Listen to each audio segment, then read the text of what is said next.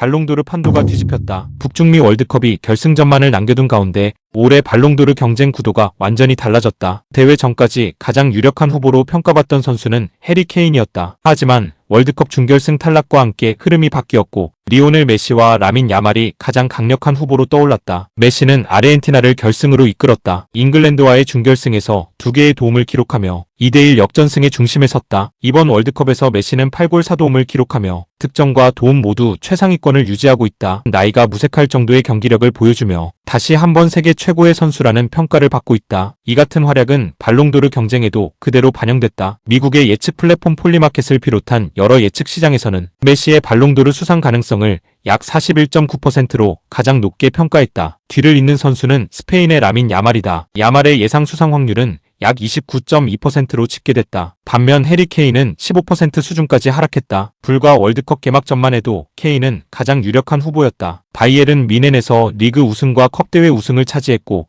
유러피언 골든슛까지 수상하며 개인 성적과 팀 성적을 모두 갖춘 시즌을 보냈다. 하지만 월드컵 준결승에서 탈락하면서 가장 큰 무대에서의 성과를 추가하지 못했다. 발롱도르는 오랫동안 월드컵과 같은 메이저 국제대회의 영향을 크게 받아왔다. 따라서 월드컵 우승 여부는 후보들의 평가를 결정짓는 가장 중요한 요소 가운데 하나로 꼽힌다. 반대로 가장 빠르게 치고 올라온 선수는 라민 야말이다. 야말은 이번 월드컵에서 스페인의 핵심 공격수로 활약하며 결승 진출을 이끌었다. 드리블과 패스, 결정적인 장면을 만들어내는 능력은 세계 정상급 선수들과 비교해도 손색이 없다는 평가를 받고 있다. 바르셀로나에서도 최고의 시즌을 보냈다. 리그와 유럽 대항전에서 꾸준한 활약을 이어가며 차세대 축구 황제로 불리고 있다. 특히 어린 나이에도 불구하고 중요한 경기마다 존재감을 보여준 점이 발롱도르 경쟁에서 높은 평가를 받고 있다. 결국 올해 발롱도르 경쟁은 사실상 메시와 야말의 맞대결이 됐다. 두 선수는 월드컵 결승에서 직접 우승컵을 놓고 맞붙는다. 이 경기 결과가 발롱도르 투표에도 결정적인 영향을 줄 가능성이 크다. 아르헨티나가 우승한다면 메시는 개인 통산 9번째 발롱도르에 한 걸음 더 가까워진다. 이미 역대 최다 수상 기록을 보유하고 있는 가운데